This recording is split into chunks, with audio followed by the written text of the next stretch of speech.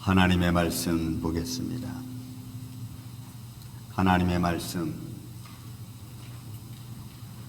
빌립보서 2장 1절에서 4절에 있는 말씀입니다.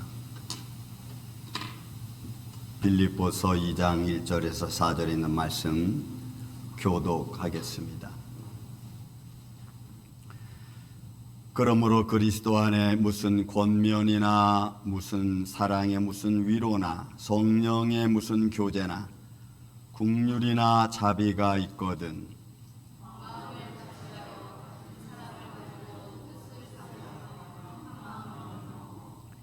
아무 일에든지 다툼이나 허용으로 하지 말고 오직 겸손한 마음으로 각각 자기보다 남을 낮게 여기고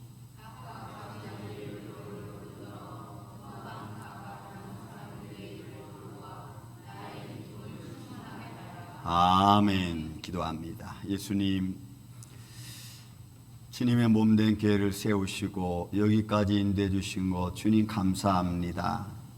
그래서 이 시간 교회를 태동케 하시고 역사하신 하나님의 영광을 기리며 또한 주님의 몸된 교회가 앞으로 해야 될 나갈 이 사명을 가지고 이 시간 주님 앞에 또한 예배하오니 주여 이 시간에 주님의 몸된 교회를 향한 하나님의 거룩한 영광이 충만하게 하여 주옵소서.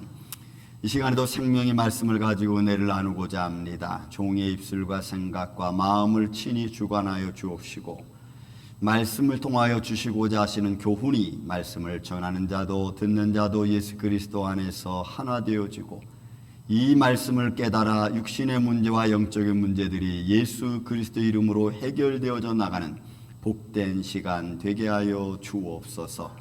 세상의 교훈으로 교훈을 삼는 것이 아니고 하나님의 말씀으로 교훈을 삼는 시간 되기를 원합니다. 주님만 이 시간에 주인이 되어 주옵소서. 예수님의 이름으로 기도하옵나이다. 아멘. 할렐루야.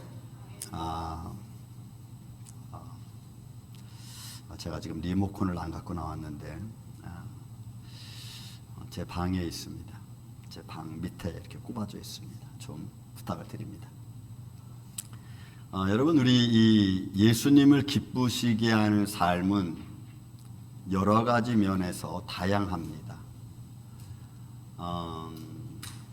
예수님을 기쁘신다고 할 때에 어느 하나만 가지고는 말하기는 쉽지 않습니다. 그런데 오늘 저는 이 빌립보서 2장 1절에서 이 4절에 나와 있는 말씀을 가지고 한 두 가지 정도로 여러분들하고 은혜를 나누는 시간을 좀 가질까 합니다.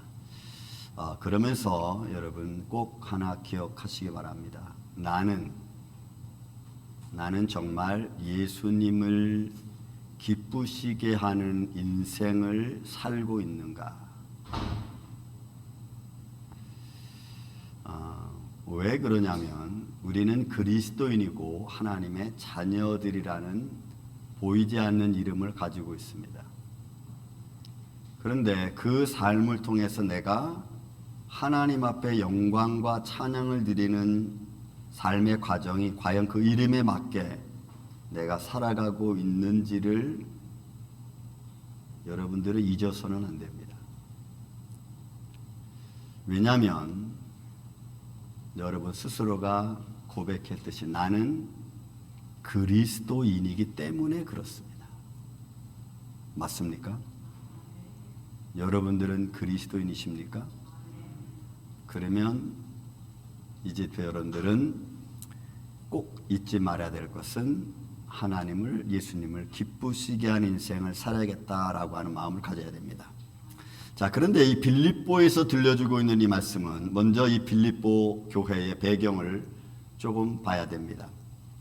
이 빌립보 교회 배경은 정치적인 배경이 있고 종교적인 배경이 있습니다. 정치적인 배경을 좀 보면은 이 브라케라고 하는 이 지역 자체는 브라케라고 하는 그 이름이 아마 이 빌립보라고 하는 이름이 세워지기 전에 있던 동네 같습니다. 야만인들이 사는 동네입니다. 그런 지역이었죠. 그런데 BC 360년경에 알렉산더의 아버지 빌립 왕이 이 지역을 통합하고 정벌합니다. 그리고 나서 빌립 왕이 그 이름을 따서 거기를 빌립보라고 하는 것으로 정했습니다. 그러면 여러분, 우리는 이런 걸 생각하죠. 어느 한 부족이, 강대한 부족이 그것을 점령하면은 그 점령한 지역에 있는 사람들을 다 죽이지는 않습니다. 존재하게 합니다. 그러면은 야만인들의 모습도 그들의 삶도 그대로 존재하고 있다는 것이 되겠죠. 감사합니다. 그렇게 빌립보라고 정해진 후에 그다음 BC 160년에 로마 제국이 안티오쿠스 사람과 옥타비아누스가 전쟁을 벌이죠. 서로 전쟁을 벌이면서 옥타비아누스가 이 지역을 점령하게 됩니다. 로마 제국하에 들어가게 되죠. 로마 제국하에 들어가면서 이 옥타비아누스가 이 빌립보 지역을 굉장히 증축하게 됩니다. 로마의 어떤 그 문화를 좀, 그리고 지역을 확정해가는 데서 증축을 합니다. 그런 과정에 이 빌립보 지역은 특별히 금광이 굉장히 많이 채굴되어지는 지역 중에 하나입니다. 그렇게 해서 증축되어진 이 빌립보 지역에 이 옥타비아누스는 전쟁에 수고하고 애쓴 장군들과 군인들을 그 지역에 머물게 합니다. 그래서 이 빌립보 지역은 군사 도시처럼 됩니다. 공을 세운 사람에게 줘서 그 지역에 살게 하고, 그리고 정치적인 혜택을 많이 줍니다. 그건 좀 나중에 또 얘기하고, 그 정치적인 혜택을 받으면서 좀 더 다른 지역보다는 로마 시민이라고 하는 그런 그 주권을 갖고 재판석에서도 당당히 제의 제기를 할 수 있는 권한까지도 허락해주는 지역 중에 하나가 이 빌립보 지역입니다. 종교적인 배경을 보면은 이제는 로마가 쳐들어와서 이 빌립보 지역을 점령했기 때문에, 그리고 군대 도시이기 때문에 두 가지가 정확합니다. 하나는 황제 숭배가 기본이었습니다.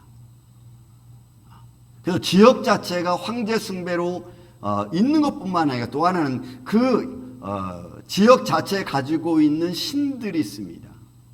그래서 로마의 종교 정책은 다신교입니다. 하나로 되어 있지 않죠.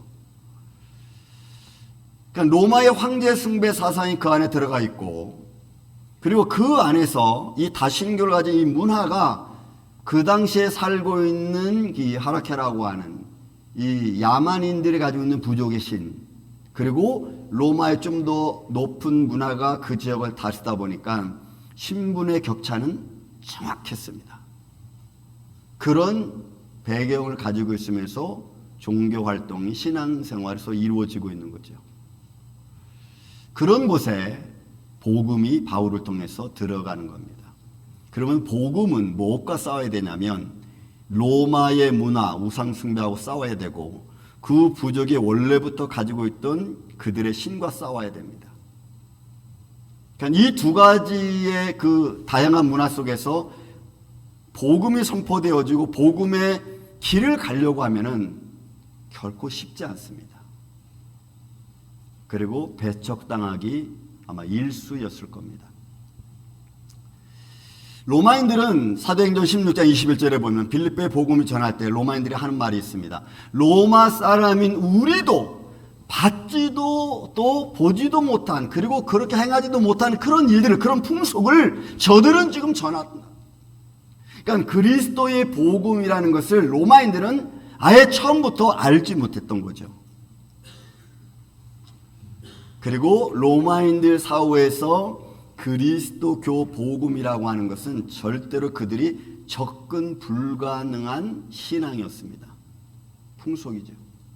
왜냐하면 그들의 다양한 문화 속에서, 로마의 다양한 문화 속에서 그리스도교는 거기에 들어가 있지 않았습니다. 왜냐하면 로마인들은 여러분 다양한 신들, 다신교를 통해서 그들이 삶 속에 적용하면서 그들이 누렸던 것은 쾌락입니다. 즐거움입니다. 그런데 그리스도교는 세상의 즐거움과 관계가 없습니다. 도덕적이고 윤리적으로 그들은 믿음으로 살려고 금욕주의 생활했던 사람들이 그리스도교입니다. 그런 믿음의 길, 복음의 길을 걸어가는 그 그리스도인들과 로마인들과의 삶은 너무나 달랐어요. 그래서 말하는 겁니다. 로마인 우리도 받지도 보지도 행하지도 못한 이런 이상한 풍속을 전한다. 그게 그리스도 복음이었습니다. 그래서 로마에 문제가 있으면 그들은 정치적인 권력을 앞세워서 자기들의 권익을 취하기 위하여 그리스도인들을 잡아다가 모진 고문과 더불어 죽음에 이르게 하는 일들이 비일비재했습니다. 그 피크를 이룬 것이 AD 64년 로마 황제 네로 황제가 그 사람 중에 한 사람입니다. 그 중에 한 사람입니다. 이렇게 이방인들에게 아주 배척당하고 그 다음에 왕따당하는 그런 모습이 여러분 그리스도교. 그뿐만이 아니라 이런 사회적 배경 안에서 이 빌립보 교회 안에는 문제가 터졌습니다. 그것이 분쟁의 문제입니다. 군대 도시다 보니까 그 반대로 여인들이 굉장히 많이 자리 잡고 있었습니다. 그런 가운데 교회가 설립이 되어지고 교회가 설립되어진 후에 남자들보다는 여인들이 많았고 그 여인들 속에서 문제가 생긴 게 여러분 분쟁입니다. 분쟁. 우리가 4장에 보면은 유오디아라고 하는 여인과 순두계라고 하는 여인입니다. 알력 싸움이 벌어진 겁니다. 어떤 알력 싸움인지 대해서는 뭐 근거를 말하고 있지는 않지만 교회 안에 분쟁이 생겼어요. 그리고 그 분쟁 때문에 교회가 교회 역할을 제대로 감당 못하는 거죠. 오늘날도 여러분 교회가 문제가 생기면 그 교회의 문제가 교회 안에서만 끝나는 게 아니고 외부로 나가죠. 외부로 나가면 사람들이 아유 그러면 그렇지. 교회가 저러니까 내가 안 가는 거야. 저건 본이 되지 않잖아. 이렇게 되는 거죠. 그런 이야기들은 비그리스도인들에게는 결국은 교회는 빌립보 교회는 핍박과 고난의 대상일 수밖에 없는 겁니다. 그러니까 여러분 교회가 환난을 당하고 교회가 문제가 생기고 교회에 어려운 문제가 생기면 반드시 그 문제는 여기서 끝나는 게 아니고 믿지 않는 사람들에게 가까이 있는 사람들에게 아는 사람들에게 비난의 대상이 됩니다. 목회자가 비난의 대상이 되든 그 교회 성도들이 비난의 대상이 되든 그래서 여러분 우리는 그리스도인의 삶이 굉장히 중요합니다. 이제부터는 그런 마음을 여러분들이 잊어서는 절대로 안 돼요. 자, 이게 빌립보 교회의 문제로 드러난 겁니다. 자, 이런 빌립보 교회 문제를 바라보는 바울의 입장은 그런저런 많은 삶의 과정과 여러 가지 어려움, 보이지 않는 문제들이 있음에도 불구하고 바울은 빌립보서 1장 27절에 말한 겁니다. 오직 너희는 복음에 합당하게 생활하라. 여러분 이 말은 절대로 쉬운 말이 아닙니다. 또 그뿐만이 아니라 그 안에서 한 마음으로 서서 한 뜻으로 복음의 신앙을 위하여 협력하라는 거죠. 한 마음이 되고 한 뜻이 되라는 거예요. 교회는 지금 분쟁의 문제가 휩싸여져 있고 사회적인 배경의 문제는 비그리스도인들의 교회를 빌립보 교회를 핍박하는 상황이 있습니다. 그런데 바울은 이런 것 저런 것 다 말하지 않고 복음에 합당하게 생활하라는 거예요. 너무나 단순한 말이지만 너무나 힘든 말입니다. 어려운 말이죠.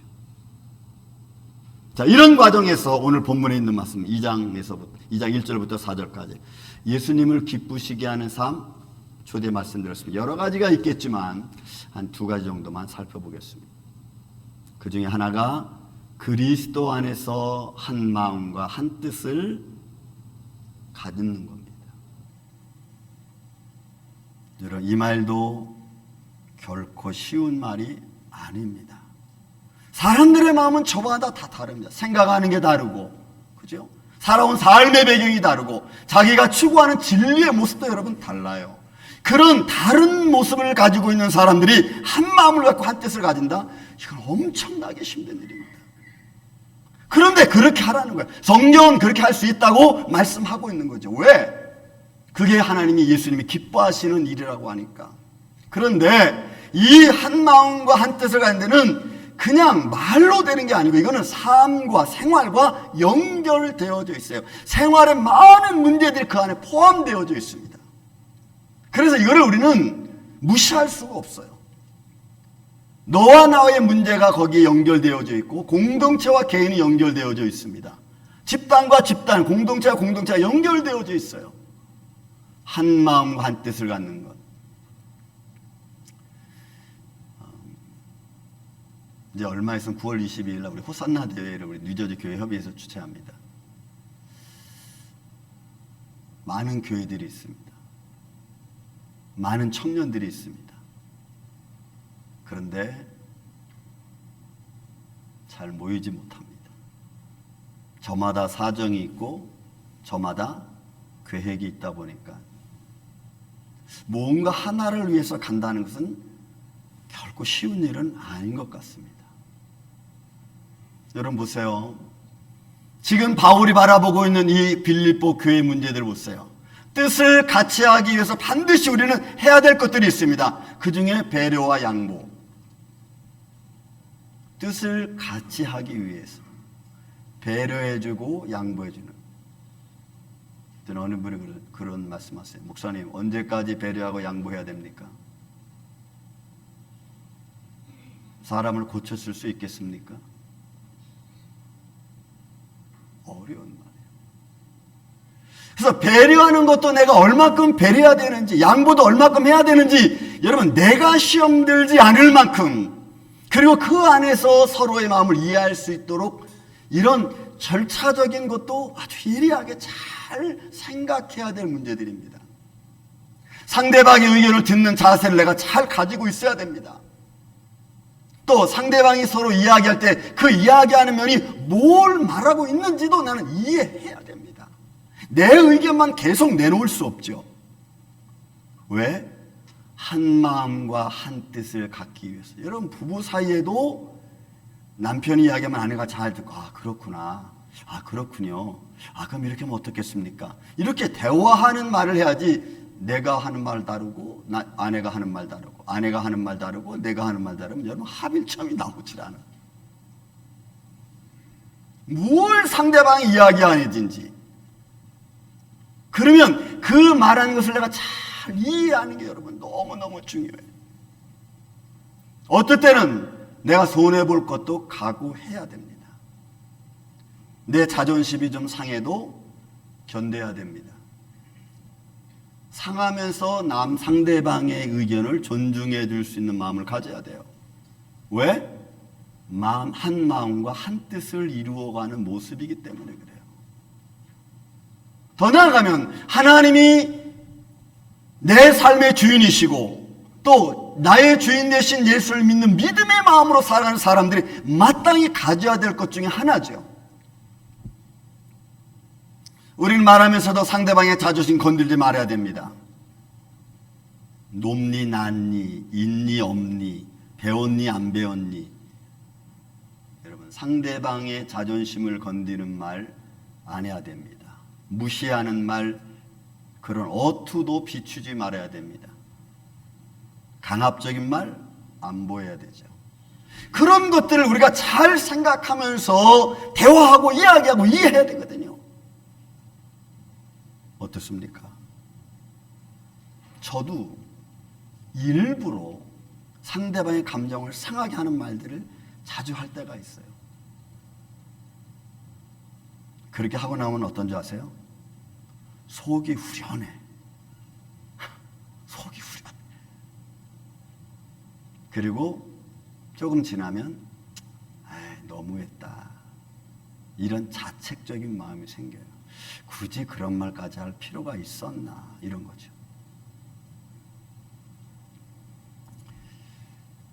또 배려한다, 양보한다고 할 때 우리는 얼굴 표정 부드럽게 해야 됩니다. 째려보는 눈으로 부드럽게 말할 수는 없습니다.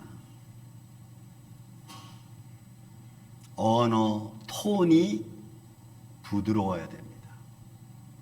비아냥거리는 표정의 말투도 하지 말아야 됩니다. 왜요? 그리스도 안에서 믿음의 사람들이 한 마음과 한 뜻을 세워가기 위해서 서로 대화하고 의논 나누는데 뭐 비아냥거리는 말하고 상대방 무시하는 말하고 그러면서 우리가 화합한다고요? 그럴 수는 없어요.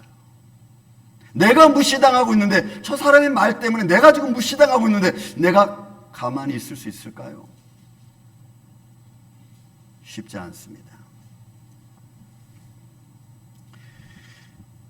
그래서 때로는 바보같이, 때로는 바보같지 않게 보여야 됩니다. 이것도 내 모습에서 나와요. 쟤는 원래 저런 사람이야. 뭐 저러지 뭐. 이런 바보 취급도 받지 말아야 되고, 또 어떤 면에서는 그런 모습에서 담대함을 갖고 있어야 돼요. 그런 여러분, 인생의 삶의 관계가 얼마나 중요합니까? 모든 삶이 다 포함되어 있잖아요. 그래서 여러분 2000년 중반부터 나온 신학 하나의 그 논리 이론이 하나 나왔는데, 그게 뭐냐면 관계 신학이라는 말이에요. 관계 신학. 왜? 믿음의 삶을 살아가는 모든 공동체 사람들은 관계성 속에서 이루어지니까 그 안에서 내가 어떤 하나님의 자녀의 모습을 가지고 그리스도인으로서 살아갈 거냐라고 해요.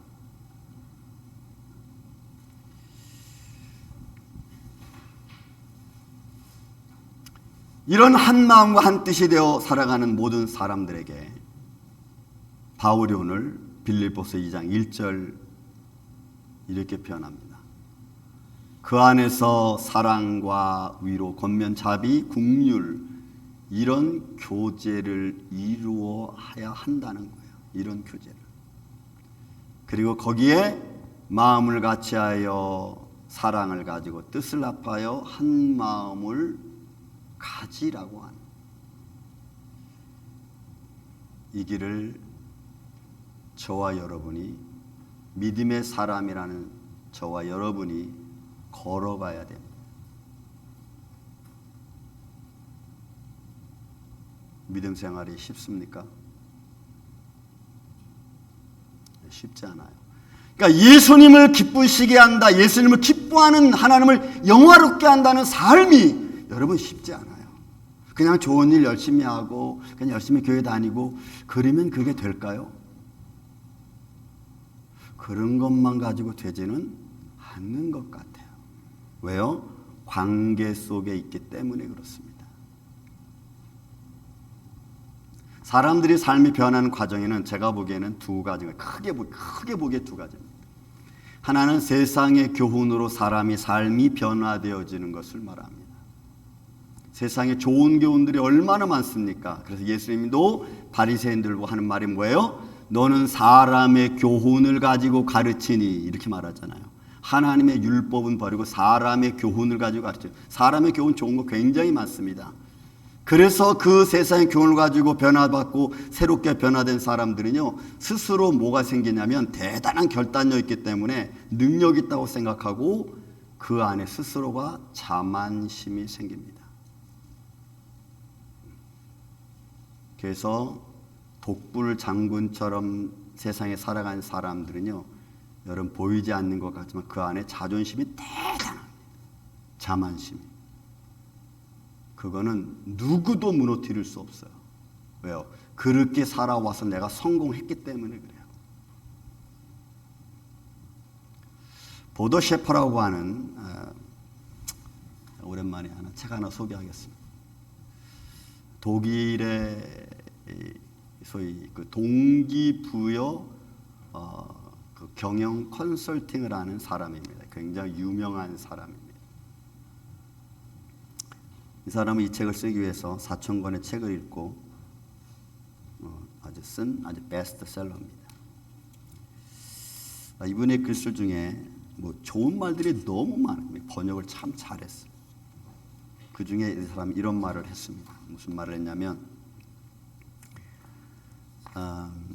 사람들이 사는 데 있어서 독일어로 말하면은 이런 표현을 씁니다. 저는 독일어를 그렇게 구체적으로 배우지 않았기 때문에 잘 모릅니다만, 엔트샬동이라고 하는 말을 씁니다.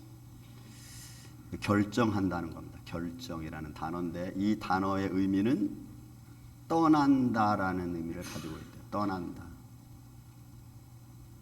뭐가 떠나는 거냐면, 내가 무언가를 딱 결정했으면 그 이정과 그 이정에 살던 삶에서 내가 떠나는 거예요. 그러니까 과거의 습관을 버리는 겁니다. 완전히 떠나가는 거예요.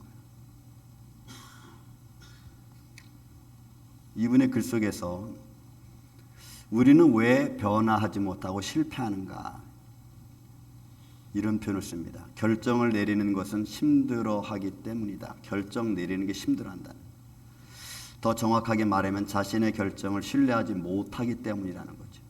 변화를 위해 숙고 끝에 하나의 결정을 내린 다음에 사람들은 다 똑같이 뭘 하냐면 그것을 실천에 옮기기 전에 이 사람한테 물어보고 저 사람한테 물어본다는 거예요. 그게 물어보다 보면은 내가 처음에 내린 결정대로 안 된다는 거예요. 그래서 결과적으로는 자기가 내린 결정을 번복하게 된다는 겁니다. 변화를 못한다는 거예요. 세상의 교훈 여러분 좋습니다. 그래서 이런 세상적인 교훈으로 자기의 인생을 변화시키는 사람, 좋죠. 뭐 수도를 통해서, 고난을 통해서. 그런데 그 바탕에 깔려있는 것은 자만이에요. 교만. 반대로 하나님의 말씀을 통해서 삶이 변화된 사람은 하나님의 말씀이 주는 은혜가 있어요. 그래서 하나님이 말씀이 주는 은혜가 있기 때문에 그 변화는 겸손으로 나타나요. 겸손으로. 자, 여러분들이 지금까지 변화된 삶을 살았다고 한다면 여러분들 스스로 안에 자만이 있습니까? 겸손이 있습니까?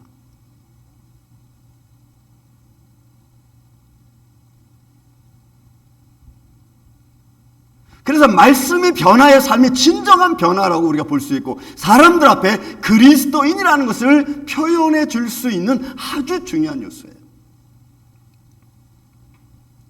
저는 우리 이 아침 저와 여러분들이 세상의 교훈 좋습니다. 나쁘지 않아요. 그러나 그를 통해서 변화된 삶을 통하여 자만보다는 말씀을 통한 교훈, 그것을 잘 말씀으로 끌어들여서 말씀과 교합해서 저는 여러분들 안이 교만이 아닌, 자만이 아닌 겸손으로 다져진 삶이 되기를 저는 주의 이름으로 축원을 드립니다. 그러면 그리스도인의 모습을 조금 표현할 수 있어요. 또 본문은 이렇게 말합니다. 생활에 무엇이든지, 여러분 3절 보면은 아무 일이든지 무슨 일이든지 다툼이나 허영으로 하지 말고 오직 겸손한 마음으로, 아무 일이든지 다툼이나 허영으로 하지 말고 오직 겸손함으로. 여러분, 비그리스도인들이 빌립보 교회를 핍박합니다. 다툼 있는 교회를 지금 막 징벌하고 그리고 야기하고 있습니다. 정치적으로 종교적으로는 속국이고 그리고 황제 숭배가 팽배합니다. 그리스도인들이 그리스도인을 사랑하는 것은 결코 쉽지 않아요. 그런데 아무 일이든지 다툼이나 허영을 하지 말라는 거예요. 아무 일이든지 nothing이라는 거예요. 다 아무것도 아니라는 거죠. 이 다툼이라는 단어가, 허영이라는 단어가 굉장히 두 단어가 중요해요. 엘리데이아라고 하는 이 다툼이라는 말은 이기주의입니다. 이기주의. 근데 이 이기주의는 어디서 나는 거냐? 사람들이 하루하루 날품팔을 해서 순간 이득을 취하는 성향, 그런 의미를 가지고 있는 것으로 이기주의라는 거예요. 엘리데이아라는 말은. 쉽게 다시 말씀드리면 단순한 이익을 얻기 위해서 내가 가지고 있는 근본적인 품위를 손상시키면서까지 이득을 취하는 게 여러분 이게 다툼이야. 그건 우리의 삶 속에서 한번 생각해 보세요. 다툼이라는 단순한 말 같지만 그 속에서 뭐가 포함되어 있어요? 그 순간 어떤 상황을 통해서인지 내 이익을 취하려고 하는 내 욕망이 딱 숨겨져 있는 거죠. 그러니까 제가 많은 교회들 다니면서 분쟁의 사건 때문에 노예 일을 하면서 다닌 적이 있는데 다 이쪽도 교회를 위하고 이쪽도 교회를 위한 거예요. 우리도 교회를 위해서 이럽니다. 우리도 교회를 위해서 그럽니다. 그런데 화합이 안 돼. 서로가 뭐예요? 다툼, 이기주의, 자기들의 편에 유익되는 쪽으로만 몰아가는 거예요. 이게 이기주의. 그 의미 속에는, 깊은 의미 속에는 창녀라고 하는 의미도 있어요. 순간의 즐거움 때문에 내가 가지고 있는 근본적인 품위를 다 버리는 거예요. 내가 근본적으로 가지고 있는 하나님의 자녀의 모습을 다 버리는 거예요. 그리고 그 순간에 내가 이득을 취하는 거예요. 그게 여러분 다툼이에요. 꼭 싸우고 야 이랬니 잘했니 못했니 이게 다툼이기 전에. 자, 여러분들 안에 다툼 있습니까? 저 안에도 다툼이 있어요. 제 안에도. 이런 것을 수시로 매일매일 잘라내듯이 잘라내도 끊임없이 자라나. 자라나면 잘라나. 자라나면 잘라나. 허영, 캐노독시아, 이 허영이라는 말은 망상교 착각입니다. 근데 뭐에 대한 망상교 착각이냐면 진실한, 정말로 하나님 앞에 진실한 것이 아니고 잘못된 신념을 내가 가지고 있는 거예요. 그게 나를 꽉 잡고 있는 거예요. 그러니까 진리가 들어오지 못하도록. 그러니까 내 안에 진실된 마음이 없으면요, 사사로운 것이 내 삶의 주인이 되고 내 삶을 이끌어가는 거지. 이런 것들이 빌립보 교회 안에 있었습니다. 자, 하나님의 말씀이 선포되어졌는데 그 말씀과는 상관없이 다툼이 이루어지고 허영으로 날뛰고 비그리스도인들은 교회를 욕하고 교회는 성장하기가 쉽지 않아요. 그런데 바울은 교훈을 주면서 너희는 그리스도의 복음에 합당한 생활을 하라 이렇게 표현합니다. 그뿐만입니까? 두 번째로 보니까 돌보는 일을 하라는 거예요. 자신과 이웃을 돌보는 일을 하라. 여러분 보세요. 3절 4절 아무에든지 다툼이나 허영으로 하지 말고 오직 겸손한 마음으로 각각 자기보다 남을 낫게 여기고 각각 자기 일을 돌아볼 뿐더러 또한 각각 다른 사람들의 일을 돌보아 나의 기쁨을 충만하게 돌보라는 거예요. 나도 힘든데 돌보라는 거예요. 이 돌보다라고 하는 단어도 여러분 얼마나 중요하냐면 이건 주시하고 관찰하는 걸 말해요. 이거는 포스라고 하는 단어에서 유래된 말인데 감시자라에서 유래된 말이에요. 감시자요. 나를 쫙 보는 겁니다. 경비원이라는 의미도 있고. 그러니까 바울은 갈라디아 교회 성도들에게 이런 표현을 써요. 갈라디아 6장에 보면은 야 범법한 자를 신령한 너희가 온유한 마음으로 그들을 바로잡고 갈라디아 6장 1절에서 5절에 있는 말씀을 정리하면은 바로잡고 그 다음에 서로의 짐을 져줘라. 그뿐입니까? 각각 자기 일도 살피고 너도 시험에 들지 않게 조심해라. 이게 여러분 얼마나 힘든 일이냐면은 잘못한 사람을 내가 좀 힘든 사람을 내가 도와줍니다. 근데 그 도와주는 것이 이 사람도 도움이 되고 나도 시험 들지 않고 서로의 짐을 져져가면서 서로에게 유익이 되게 하라는 거예요. 여러분 이거는 왜냐 예수님의 모습이거든. 십자가의 모습이거든. 여러분 그래서 혹시 여러분들이 누구에게 조금이라도 도움을 받습니까? 어떤 수고한자의 도움을 여러분 받습니까? 그러면 하나님께 감사와 영광과 찬양을 드릴 뿐만이 아니고 그 수고한 사람에 대한 감사를 잃어버리지 마시기를 주의 이름으로 축원을 드립니다. 또 여러분들이 다른 이에게 그런 모습을 보일 때도 최선을 다해서 그런 모습으로 보이고 상대방이 어려워하지 않도록 해주는 거예요. 그래서 여러분 데이케어에서 일하시는 분들이 참 수고가 많습니다. 그냥 아낌없이 주거든. 우리의 삶 속에 이런 사회에서 내가 시험 들지 않고 온유한 마음으로 상대방을 돌봐준다. 범법한 자를 돌봐준다. 어려운 자를 도와준다. 힘든 자를 도와준다. 이거는 세상 일과 하나님 일과는 좀 다른 것 같습니다. 자신을 돌보고 이웃을 돌보는 일은 절대 쉬운 일이 아닙니다. 왜? 사람은 누구에게나 보상이라는 게 있습니다. 보상. 보상이 없으면 힘들죠. 어려워집니다. 현대사회는 이미 보상이라는 것은 평준화됐고 보편화됐고 당연시되었습니다. 현대사회는. 그래서 미국의 여러분 유명한 말 있잖아요. Time is gold. 시간은 금이다. 돈이라는 거지. 그래서 보상이 정확합니다. 근데 믿음으로 하는 일은, 믿음으로 하나님이 하는 일은 현실적으로 보면요, 보상이 현대사회와 현실적 입장에서 보는 건 너무 달라. 현대사회에서 1시간 일하는 것과 믿음의 일을 가지고 하나님의 일을 하는 것과 1시간에 주는 급여가 여러분 달라. 그러니까 믿음으로 하는 하나님의 일은 보상이 없는 게 너무 많잖아요. 없잖아요. 근데 하나님은 뭐라 그러셨냐면 내가 너희 행한 대로 갚아주리라 이렇게 말씀하셨거든요. 그 갚아주는 것이 내 삶의 현장에서 어떻게 갚아주는지 이게 현실적으로 잘 안 드러나니까 구체적인 명목이 없으니까 우리는 안 받는 것 같아. 그죠? 구체적인 명목이 없으니까. 그런데 한번 따라서 합시다. 하나님은 오늘도 내가 알지 못하는 곳에서 나를 위하여 수많은 기적과 표적을 행하신다. 근데 이게 뭔지 몰라. 어떤 구체적인 목록이 없다 보니까. 그러니까 믿음의 일은, 하나님의 일은 세상의 눈으로 볼 수 없어요. 봐서도 안 되고. 그렇게 생각하면 하나님의 일은 너무너무 어려워지고 힘들어지는 겁니다. 어제도 우리 여전대 회원들이 오늘 우리 창립일을 맞이하면서 이후 초청하면서 많은 사람들 와요. 수많은 어제 밤 10시까지 막 반찬하고 음식하고 막 또 우리 그 공연 준비하시고 막 저분들에게 제가 줄 수 있는 것은 아무것도 없어요. 그냥 하나님 감사합니다. 저들의 손길을 주님이 지켜주시고 축복해 주세요.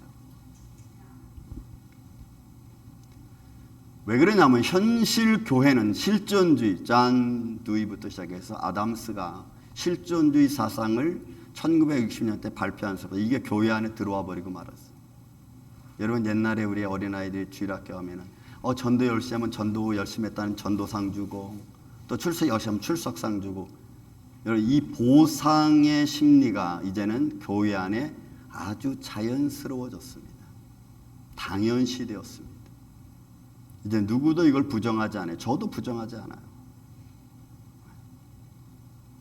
근데 믿음으로 내 자신을 돌보고 또 믿음으로 하나님의 영광을 돌리기 위해서 이웃을 돌보는 것, 또 특히 아픔과 어려움이 있는 사람들을 도와주고 그들을 위한다는 것은 결코 쉽지 않아요.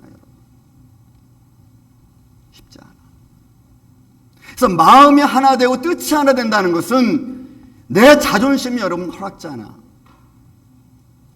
이게 여러분 문제입니다. 그런데 성경은 오늘 바울도 아무 일에든지 다툼이나 허용을 하지 말고 오직 겸손한 마음으로 각각 자기보다 남을 낮게 여기고 각각 자기를 돌볼 뿐더러 또한 이웃을 돌봐라. 돌봐라고 얘기해요. 이 어려운 일을, 이 힘든 일을 이 그리스도인이라는 거예요. 복음을 가진 사람이 해야 된다는 거예요. 더 나아가서 오늘 5절 말씀 있지 않았지만 너희 안에 이 마음을 품으라 곧 그리스도 예수의 마음이니.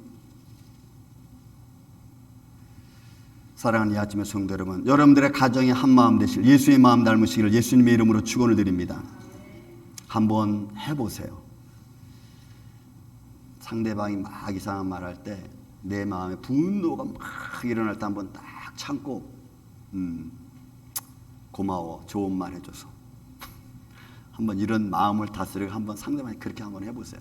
내 마음은 어떤가? 한번 해보세요. 그러면 이게 얼마나 힘든 일인가. 한 번만 하지 말고 두 번, 세 번 한번 해보세요. 그리고 그것이 내 삶에 자연스럽게 습관화될 수 있도록 한번 해보세요. 내 삶에 무엇이 변화되는가? 어떤 삶이 바뀌어지는가?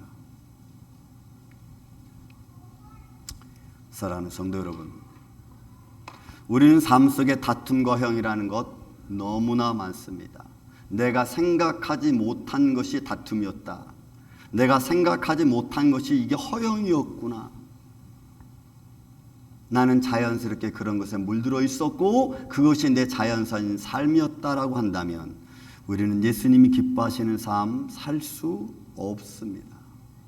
물들지 않고 또 이겨나려고 하는 선한 싸움을 싸우려고 하는 마음, 준비된 마음을 가지고 살아갈 때 그때 예수님은 사랑하는 아들 종현아 네가 수고했다.